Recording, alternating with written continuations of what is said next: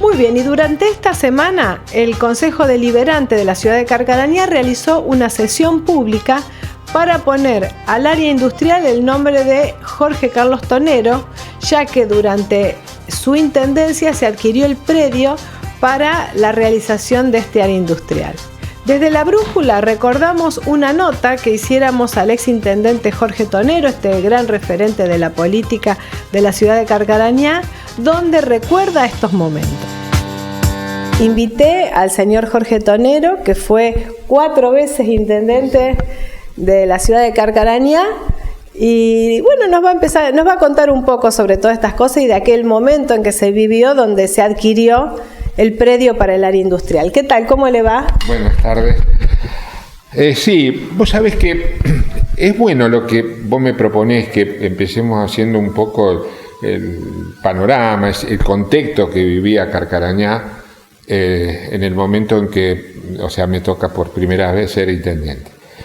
Mirá, Carcarañá tenía una característica que muchas veces a la gente más joven, a los que han venido muy posteriores y sobre todo posteriores al año 2000, los podría llegar a sorprender si lo traspoláramos así rápidamente.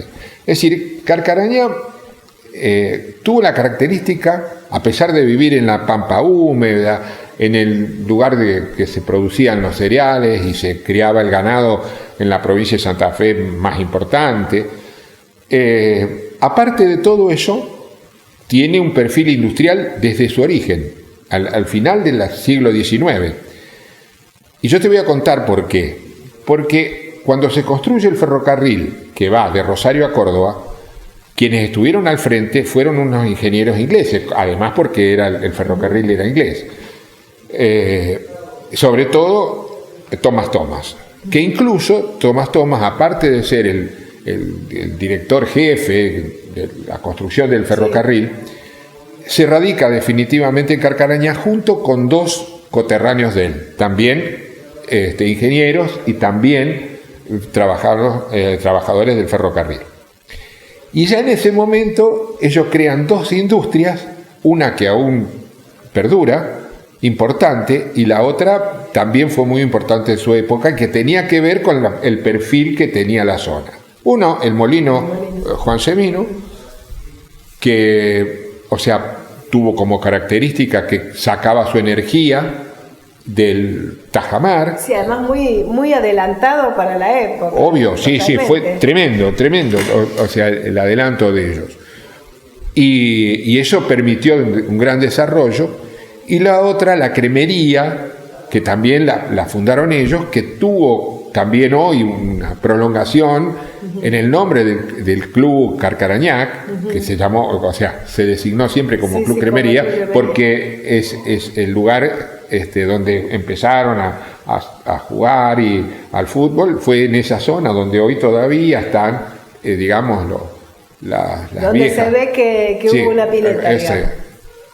Bueno, esa situación no era la única industria que se dio en esa época y un poco más adelante, donde en general las poblaciones del interior del país eran exclusivamente agrarias, sí, y bastante ganaderas también, pero ya Carcarañá tenía ese perfil. Disculpe, generalmente por ahí muchos pueblos aledaños eran pueblos de colonos que se iban al pueblo. Sí, señor. Era el colono que se iba al pueblo. Así es. Y alguna casa de ramos generales que era la que proveía los alimentos. Vos me señalabas antes, también en Correa, en Cañada de Gómez, acá hubo casas muy importantes donde se proveía de lo que la gente, los colonos necesitaban.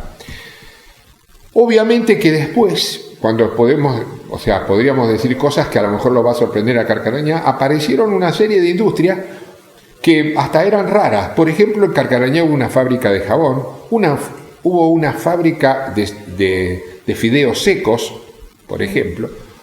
Obviamente que los autos. Sí, eso mucho más adelante. Claro, eso es mucho más adelante. Estoy hablando de décadas del 30 más o menos. Un poco antes también y algunas un poco después.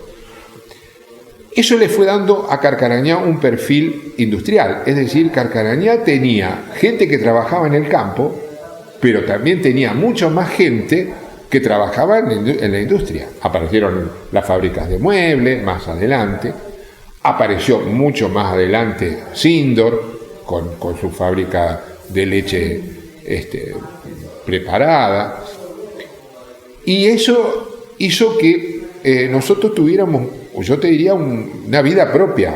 Además, en Carcarañá estaba siempre la gente que tenía la iniciativa por tener una fábrica de algo, o porque alguna fábrica servía a las fábricas más grandes. Por ejemplo, nosotros cuando aparece el frigorífico Carcarañá, que eso es mucho más adelante, porque para quien nace hoy y le cuenta el frigorífico, supone que esto era desde el momento de su origen. Carcarañá no, el frigorífico Carcarañá, digamos el frigorífico que fundó don José Somaschini, ese frigorífico se funda en la década del 40. Pero después que se funda el frigorífico Carcarañá, empiezan a aparecer una serie de actividades satélites de... Claro, que eran servían a eso. Por ejemplo, las empresas de transporte, claro. La empresa NAM, que era de Nobile, Ancilete y Mayonchi, que fabricaban herramientas y máquinas para el frigorífico. Es decir, y seguimos avanzando en el tiempo y nos vamos a dar cuenta cómo después aparecen las metalúrgicas. Astivia con la fábrica de acoplado, Kohler, que fue el primero que viene con la fábrica de acoplado. Creo que había una fábrica de acoplado que tenía uno de los Chiácheras, y Kohler en su desarrollo crece mucho con la fábrica de acoplados, y también despierta en ello el interés de fabricar un automóvil aquí. Sí. Y bueno, hicieron todos los ensayos, prepararon, hicieron el modelo original. Que no hubiéramos pensado, justo un automóvil, algo que a uno le parece que no puede ser. Pero para esa época mucho más todavía parecía que era imposible. Bueno, pero de cualquier manera, lamentablemente se frustró.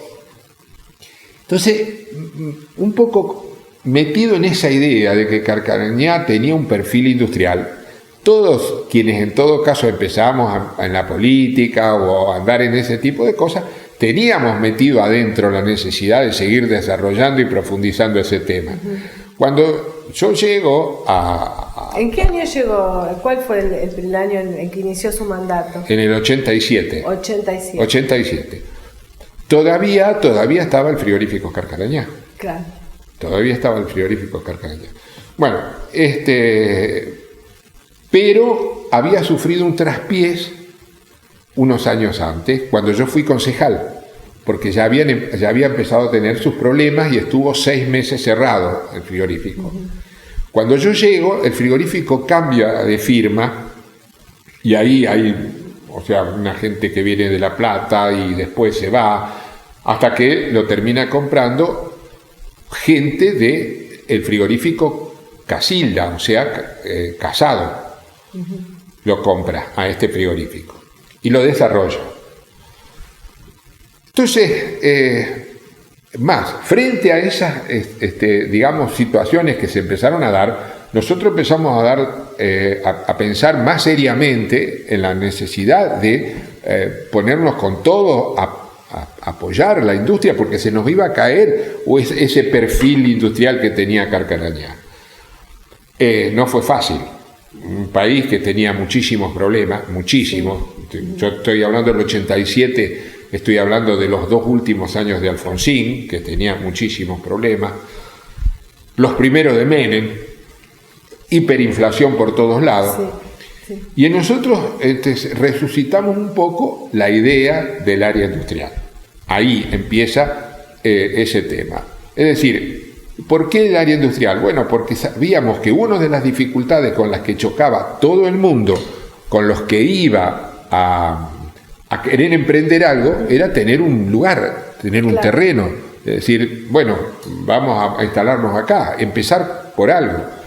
Además llega un momento en que la ciudad cada vez se urbaniza más, claro, y es imposible poner una gran industria al lado de la plaza, claro, como se hacía en otras épocas, en los pueblos, a lo mejor. En el caso de la cerámica está al lado de la plaza. Claro. Casi. Efectivamente, ese era otro problema, porque además no podías poner ninguna industria que contamine, porque la tenía cerca, o sea, tenía que buscar un lugar. El transporte pesado. Bueno, en una oportunidad, y quiero hacer unos 2 o 3 nombres porque esto la gente lo desconoce, conversando en la intendencia y de ese perfil que habíamos perdido y bueno, todo ese tipo de cosas, converso con una persona que estaba en una mutual de acá de Carcarañá y me dice, ¿y nosotros no podríamos participar en algo? Y sí, porque siempre lo que sea financiero es importante, porque si nosotros tenemos que pensar en el área industrial hay que comprar un terreno, nosotros, la municipalidad, en ese momento ni soñar de pedir que la provincia o la nación te ayudara, no, al contrario, te pedían plata, ¿no? Esto era la verdad. Sí, y me dijo, mucho más complicado. Y nosotros podríamos ver si se puede comprar algo y si nosotros podemos ayudarlos a comprar para que, ¿no es cierto?, después nos lo pagan a nosotros. Bueno, esa persona fue Mario Quadrini, que estaba en la mutual del Club Carcarañá. Bueno, se fue él, lo charlamos nosotros, no fue una propuesta formal, porque fue parte de una conversación. Y yo digo, con el esfuerzo de una sola institución no va a alcanzar. Claro, porque es grande, son muchos terrenos. Busquemos a las otras mutuales de Carcarañá. Y bueno, hablamos con la sociedad italiana, hablamos con la mutual que tenía el Club Campaña, y eso empezó a caminar. Entonces, cuando empezó, que nosotros vimos que había cierta receptividad a la idea, empezamos a buscar un terreno. Pero un terreno no tenía que ser cualquiera, tenía que ser un terreno con miras al futuro, que nos permitiera estar cerca de las vías de comunicación, que nos permitiera, vislumbrar un futuro también de ampliación, porque nosotros lo que podríamos comprar en ese momento no era todo lo que suponíamos que Carcarañá nos podía demandar. Conversamos con varios propietarios con los cuales nosotros entendíamos que podía ser factible. Nosotros teníamos en la mano, una información que era la siguiente. Sabíamos que habíamos conversado con la gente de Vialidad Provincial y estaba la posibilidad de unir Casilda con Carcarañá para hacer la S26. Claro, pues si no, la verdad que hubiera sido como un golpe de gracia, ¿no? O sea, ya manejaban esa información. La información nosotros la teníamos. Bueno, hablamos con los propietarios de ahí de la zona y acá viene el segundo nombre, que es Mario Quadrini. Hablamos con Heller, que era un señor de Carcarañá que estaba en Córdoba, que me llamó por teléfono y prácticamente no era vendedor, pero me impulsó, me alentó, me dijo, bueno, bárbaro. Y hablamos también con otra gente. Y hablamos con Elena Guraya de Esnaola. Y también le gustó la idea. Y yo dije, pero caramba, viste, qué raro, porque todo el mundo se va enganchando con esto. Bueno, y pusieron la mayor predisposición para que se pudiera hacer el negocio. Es decir, no se puso nadie y dijo, esto no me interesa, así que si no. No, al contrario. Se trató de allanar todas las posibilidades y finalmente con Elenita llegamos a un acuerdo. ¿Eran de ellos? Claro, sí, eran de ellos. Con lo cual nos abrió una puerta inmensa porque nos resolvió el problema.